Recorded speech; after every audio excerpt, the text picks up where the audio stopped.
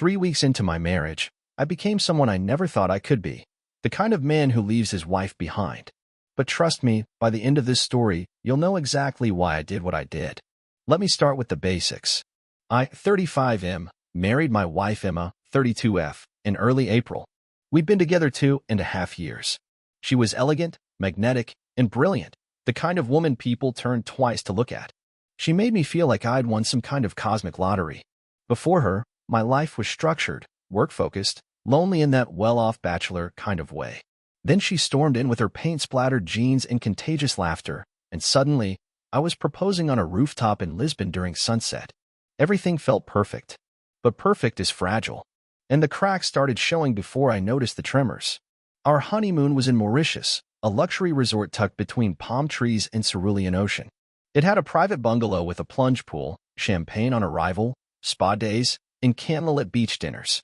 The kind of trip where you expect your new wife to be glowing and affectionate, not distant and glued to her phone. The first few days were okay. Not magical, not bad. But I chalked that up to wedding fatigue. She'd giggle, smile, kiss me, but something was off. She was more distracted than usual. Texting late at night. Sneaking off to call her sister. Keeping her phone face down on the nightstand. The kind of stuff you notice when you've watched enough people fall out of love. But still, I pushed those thoughts aside. Paranoia is poison. I wasn't going to ruin my honeymoon with baseless suspicion. Or so I told myself. Until the 5th day. That morning, I went for a swim early while Emma was still asleep. I came back to the room quietly, grabbed a towel, and stepped into the bathroom. She was in the main area, pacing. I was about to call out when I heard something that froze me cold. Her voice was low, urgent. I realized she was on the phone. So he booked the couple's massage for tomorrow. I'll say I'm sick. I can meet you at the cafe across from the main spa. Yes. I know it's risky, but I have to see you. I stood there, stunned. Heart hammering against my ribs. She paused. No, he doesn't suspect anything. It's perfect, actually, he's so trusting. Her laugh. That light, musical laugh that once made me fall in love. I backed into the shower and turned it on, quietly. She didn't hear me. I washed my face under the stream, letting the shock melt into anger, then numbness. When I walked out a few minutes later, wrapped in a towel, she was sitting on the bed like nothing happened, scrolling through Instagram. Hey babe, she said, without looking up. You hungry? I stared at her for a beat too long. Starving, I said. I forced a smile. That day, I started watching her differently. I noticed every tap of her phone, every excuse to be alone, and I started to form a plan, not because I wanted revenge. Not yet. But because I needed to know the truth. And something inside me, something dark and unrelenting, whispered that I already did. That night, she said she had a migraine and asked to skip dinner. I offered to stay, but she insisted I go without her. I kissed her forehead, pretending to be the clueless, doting husband. As soon as I was outside, I circled around the resort and doubled back, staying in the shadows. She wasn't in the room. Her shoes were gone. Her phone charger unplugged. I waited. I didn't even know what I was waiting for, but then it happened. A taxi pulled up outside the side gate of the resort. She got in, hood up, sunglasses on. I snapped a photo with my phone. The next day, I visited the resort concierge. I said I lost my return ticket and asked for flight details. I used that as cover to cancel her return ticket. And then I booked a solo flight out for myself. 2 days later. Why didn't I confront her? Because I wanted her to feel it. I wanted her to show up at the airport, bags in hand, still believing she had me wrapped around her finger. I wanted her to hear the airline desk tell her she didn't have a return flight. And I wanted to be gone when it happened. But the final straw hadn't happened yet. That came the night before I left, the night I saw them together. Because betrayal isn't real until you see it. And I did. Let me tell you something about betrayal. It's not the act. It's not even the lie. It's the moment your reality cracks in half, and you're left staring at the version of your life that only they knew was fake. That moment happened to me as I stood across the cobbled path from the main spa cafe, watching my wife lean into a man's shoulder like she was born there. I had followed her that morning. She'd claimed she was going to the gift shop to find something for my mom. Cute. Except I'd watched her spray on perfume and reapply lip gloss. Who glams up for souvenirs? I threw on a hoodie and aviators and trailed her at a distance. She walked like she had somewhere to be, fast, determined, smile twitching at the edges of her mouth. It wasn't nervousness. It was anticipation. When she stepped into the cafe, I hung back by the row of palms just behind the patio. I had a clean view through the open arch. And then he walked in. I recognized him immediately, not because I knew him, but because I'd seen him. On her phone. In tagged photos from 3 years ago. His name was Caleb. Her ex. The married ex. The one she told me cheated on her and broke her for a while. She'd painted him as a charming disaster. Said he strung her along, promised the world, then ghosted after 2 years of on and off drama. Said she'd never fall for someone like that again. And yet, here he was, sitting across from her like a snake with perfect teeth, wearing a crisp linen shirt, sunglasses resting on his head, tan like a vacation ad. He leaned over the table, whispering. Her hand was on his knee under the tablecloth. I saw her smile. My wife. The one I'd written vows for. The one I kissed on the beach 4 nights ago under a moonlit sky. She was grinning like a teenager at summer camp. I couldn't hear what they said, but I didn't need to. I watched her pull something from her purse, a hotel keycard. She slid it across to him like it was a damn poker chip. Then they laughed. Laughed. I nearly stepped out from the shadows. I nearly marched up and flipped that table, ruined her smug little fantasy, and watched her world crumble right then and there.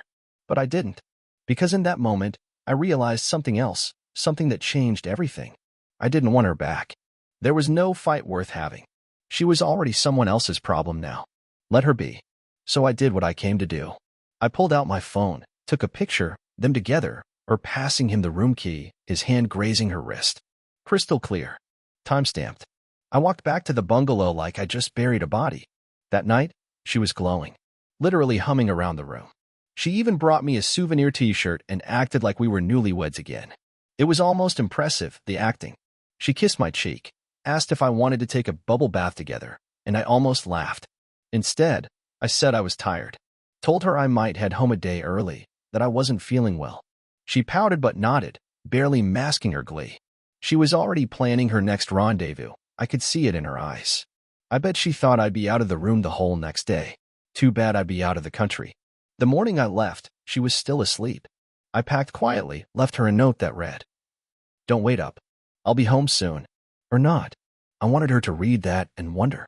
I wanted it to itch under her skin. I wanted doubt to eat her alive before the airline desk ever confirmed the final blow. And it did. Because just as I was boarding my flight, I got a text from her. "Where are you? I thought we were having breakfast together." I didn't answer. At cruising altitude, I turned off my phone and ordered a drink. She wouldn't find out her return ticket was canceled until 2 days later, the day she was supposed to fly home. And the moment she realized I wasn't coming back for her, that would be the first time in our entire relationship that Emma was truly alone. But as much as I thought the story was over, it wasn't. Because 2 days after I landed, I got a DM from Caleb. And what he told me changed everything I thought I knew about what was happening in Mauritius. 2 days after I landed back in the States, I was sitting at my kitchen counter, eating cold leftover pizza and trying to forget the woman I legally still called my wife, when a notification buzzed on my phone. Instagram DM from @CalebRowan86. At first, I stared at it like it was radioactive. Caleb. The ex. The man who met my wife in secret during our honeymoon. The man she gave a hotel key to.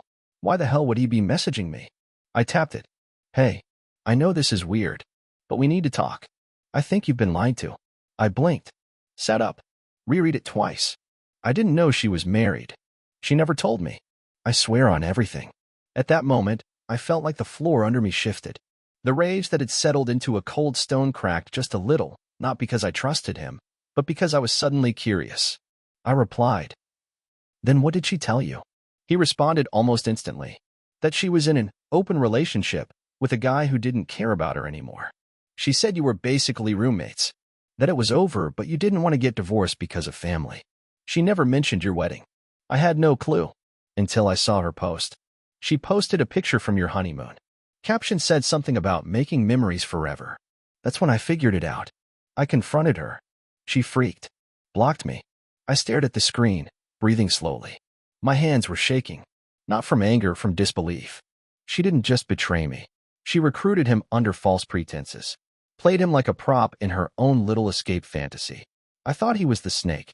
Turns out he might have been a decoy. I asked, "Why are you telling me this?" His reply, "Because I've been the bad guy before, but I didn't sign up to be this guy. And honestly, man, I think she's unwell." That stopped me cold.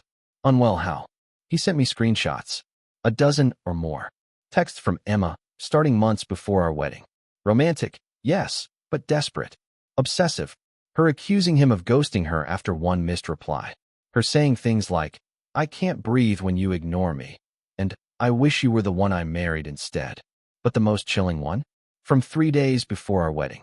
After this, I'll be free to come see you whenever I want. No more hiding. I promise. I'll make it happen. Free. After the wedding. Like I was the final pawn in whatever twisted game she was playing. My stomach turned. I'd been a decoration. The trophy husband for Instagram posts and dinner parties, while her heart was chasing some old obsession she never buried. But the most humiliating part? He ended his message with this. She told me you were cruel, controlling, that you didn't let her travel or make decisions. I didn't believe her anymore after seeing your honeymoon photos. You looked happy. She didn't. He was right. I had looked happy. Because I was happy. Naive. Hopeful. Planning a life with someone who was living in two realities. Mine, and the one she made up to get what she wanted. I told Caleb everything. About the canceled ticket. The hotel key. The morning I left. I asked if he knew where she was now. He didn't. Last he heard, she was still in Mauritius. She'd blocked him after he questioned her story. She had no idea he was even reaching out to me. But then came the kicker. I think she was planning to disappear. That one sentence rattled me. What do you mean disappear? He typed slowly this time, like he was unsure whether to tell me. There's a guy she used to mention. Some lawyer in Cape Town. Said he'd help her get a new start if she ever needed one. New job. Clean record. Private setup. I thought she was joking. But I knew Emma. And if there was any truth to that, then she wasn't just playing two sides of a love triangle. She was plotting an escape. Not a divorce. Not a fight. An actual exit from her life. From me. And suddenly, I wasn't just dealing with heartbreak. I was tangled in something far more dangerous. By the time I finished reading Caleb's last message, the walls around me didn't just feel like they were closing in. They felt like a trap she built herself. Emma wasn't just cheating. She was vanishing. I couldn't sleep that night. I kept picturing her slipping through customs under a new identity, sipping wine on a stranger's balcony in South Africa, laughing about the time she almost had to be a wife. I kept rereading her texts to Caleb, especially the one that haunted me most. After this, I'll be free to come see you whenever I want. She didn't say after the divorce. She didn't say once I figure things out. She said after this. And this was marrying me. I was her cover, her launchpad, her one-way ticket into whatever fantasies she was building. But fantasies crumble under truth. And I wasn't about to let mine in like that. I did what any irrational, sleep-deprived man with a vengeance complex and a data plan would do. I started digging. I started with her email. We'd shared a laptop back when we were still happy. I knew her Gmail password, same as her Starbucks account. I tried it. It worked. My hands were shaking. I scrolled through drafts, starred messages, the trash. Boom. Found it. An email thread with someone named Daniel S. His signature read, Daniel Strauss, International Asset Consultant. CPT/London. The last message was dated 3 days before our wedding. Emma, everything you asked for is in place. When you arrive, I'll have the documents ready. You'll be listed under the name E. Rain. I've booked a temp flat in Moyle Point until you find something permanent. D. My blood turned to ice. E. Rain. Her mother's maiden name. Cape Town. A temporary flat. She wasn't just sneaking around. She was relocating her life. I checked the next email. A PDF of a flight itinerary. Booked under Rain, Eliza. Departure date, the same as mine. But not from Mauritius to the U.S. From Mauritius to Cape Town. Holy shit. This wasn't cheating. This was a disappearing act. She was about to walk off the grid and resurface as someone else. And the best part? She thought I'd still be in the air, flying home, clueless and heartbroken. I stared at the calendar. Her flight left in 13 hours. I had two choices. Let her go, or beat her to the gate. I booked a flight immediately. Red-eye. Mauritius one way. Premium economy. I didn't care about cost. I didn't care that it was 2 a.m. and I'd barely slept. I was done letting her call the plays. I landed in Mauritius 16 hours later, after a layover in Dubai and more caffeine than any heart should survive. Customs were smooth. I had no bags. No plan. Just fury. I went straight to the resort. She wasn't there. I expected that. But the concierge remembered me, and more importantly, remembered her. He told me she'd checked out in a hurry that morning and left in a private car. Destination? Sir C. Wasagar Ramgoolam International Airport. I jumped in a cab and headed straight there. I had no idea what I'd say if I saw her. Maybe nothing. Maybe everything. Maybe I'd just look her in the eye and let her know. You didn't win. The airport was chaos. Tourists. Honeymooners. Crying babies. Backpackers. I scanned every face like a soldier in enemy territory. And then, there she was. Wearing a wide-brimmed straw hat, oversized sunglasses, a leather passport case clutched in her hands. She was walking toward the international security gate. Rain. I stepped in front of her like a ghost from her worst nightmare. Her face went pale. The passport slipped from her hands. She tried to speak. Nothing came out. I leaned in. "Hello, Eliza," I said. She stared at me like I'd just risen from the dead. "I canceled your return flight," I continued. "But looks like you found another." What are you doing here?" she whispered, voice trembling. "Following the rabbit hole," I said. "It's deeper than I thought." Security glanced over but didn't intervene. I wasn't yelling. I wasn't threatening. I was just a man having a very intense conversation with the woman who tried to erase him. "I saw the emails," I said. "I saw the fake name. The flat. The fantasy." Her eyes welled up. "I wasn't going to leave you," she said, and even as the words left her lips, I could see that she didn't believe them. "You already did," I replied. "The moment you gave another man a hotel key on our honeymoon." She looked away. People were walking around us like we were statues in a museum. Some slowed, staring, unsure if they were watching a fight or a movie scene. "Why?" I asked. Not yelling, not crying, just broken. Her mouth opened, closed. Then finally, because I never knew how to stop needing him. And I thought, if I married you, I could replace it. Replace it? I laughed, bitter and quiet. "You married me like I was a reset button." She nodded. Tears rolled down her cheeks, finally. "I thought I loved you," she said. "But it was never clean. It was always tangled." I stepped back. Let it land. Then I reached into my jacket and handed her a folded envelope. Inside was a single sheet of paper. Divorce papers. Filed. Signed. Stamped. She opened it. Her hands shook. "I already started the process," I said. "You'll be served officially when you land. Wherever you land." She looked up, breath caught. And then I walked away. Left her there, in the terminal. Just like she left me on our honeymoon. But this time, I was the one holding the passport. I didn't look back as I walked away. Not when she called my name. Not when I heard the sharp crack of her passport case hitting the floor. I kept walking until I reached the cab lane, got in, and told the driver to take me anywhere. Anywhere that didn't smell like airport tiles and betrayal. Back at a beach hotel an hour away, I stood on the balcony alone, barefoot, and watched the sun rise over the Indian Ocean. The last time I'd done that, I was a husband. Now, I was a man who'd left his wife behind, and oddly, I felt peace. But the story didn't end at the airport. Because 5 days later, I got a call from Daniel Strauss, the international consultant Emma had been emailing.